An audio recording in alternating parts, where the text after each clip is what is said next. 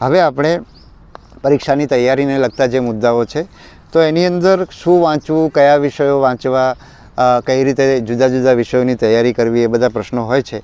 તો અમે એક તો સૌથી પહેલાં અભ્યાસક્રમ જુઓ. એટલે અભ્યાસક્રમ જોવાથી તમને ખ્યાલ આવશે કે તમારે કયા વિષયો વાંચવાના છે.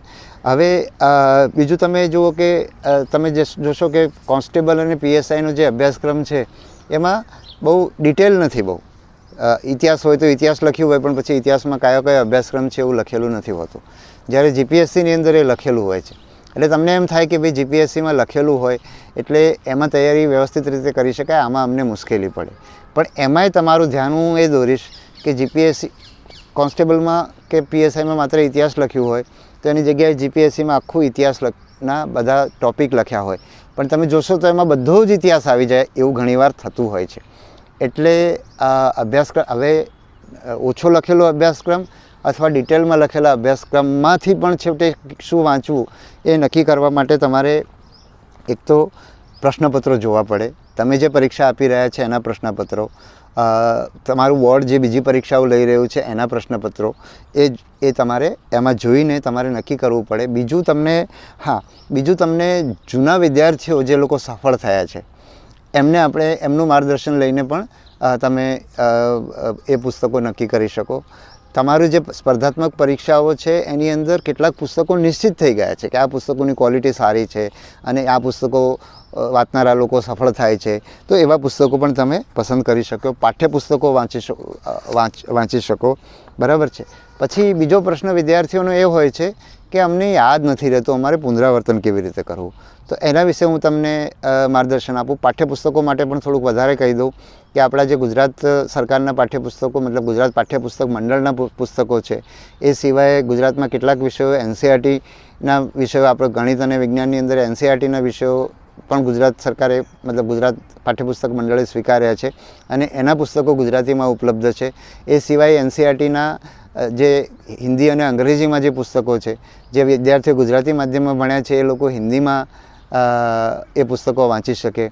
અમદાવાદની અંદર ગુજરાત વિદ્યાપીઠની પાછળ નવજીવન પ્રેસ છે, ત્યાં NCERTની નાનકડી ઓફિસ છે એ મકાનની અંદર. તો ત્યાં બધા પુસ્તકો છે. તમે તમારા પ્રશ્નપત્ર તમે વાંચેલા હોય અને તમારે કયા ટૉપિકનું સામગ્રી જોઈએ છે એના આધારે તમે પાઠ્યપુસ્તકો ત્યાં ખોલીને જોઈને તમે નક્કી કરી શકો.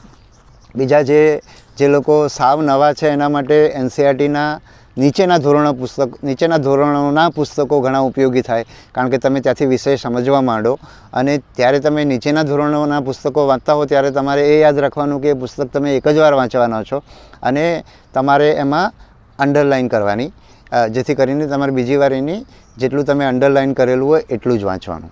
બીજું આ એવા પુસ્તકની વાત થઈ કે જે તમને એ વિષય શીખવવા માટેની વાત થઈ, પણ એ તમે એક જ વાર વાંચવાના છો. પણ તમારું એવું સાહિત્ય છે કે જે તમે વારંવાર વાંચવાના છો, જે તમે જે પરીક્ષાની પદ્ધતિ સમજીને તમે જે પુસ્તકો નક્કી કર્યા છે, જૂના મિત્રોને પાસેથી સમજીને, સફળ ઉમેદવારો પાસેથી સમજીને જે પુસ્તકો નક્કી કર્યા છે અને જે પુસ્તકો તમારે યાદ રાખવાના છે, વારંવાર વાંચવાના છે, એ કઈ રીતે વાંચવા એની વાત કરું તો તમારે જ્યારે તમે પ્રથમ વાંચન કરો, જ્યારે પણ વાંચો ત્યારે તમારે અંડરલાઇન તો કરવાનું જ છે, કારણ કે તમારી પાસે અનંત સમય નથી, સમય મર્યાદિત છે.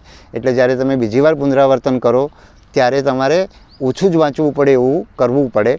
અને એનો ફાયદો એ પણ છે કે તમે આખું પુસ્તક તમે વાંચો તો તમારે એમાંથી બહુ ઓછું યાદ રહેશે, પણ તમારે જે વસ્તુ યાદ રાખવાની છે, તમારા માટે જે વસ્તુ મહત્ત્વની છે એ વસ્તુઓ તમે અંડરલાઇન કરી હશે તો તમે મર્યાદિત વસ્તુઓ વાંચશો અને મર્યાદિત વસ્તુ વારંવાર વાંચશો તો તમને યાદ રહેશે. એટલા માટે અંડરલાઇન કરવાનું, સાઈડમાં કંઈ લખવા જેવું હોય તો લખવાનું.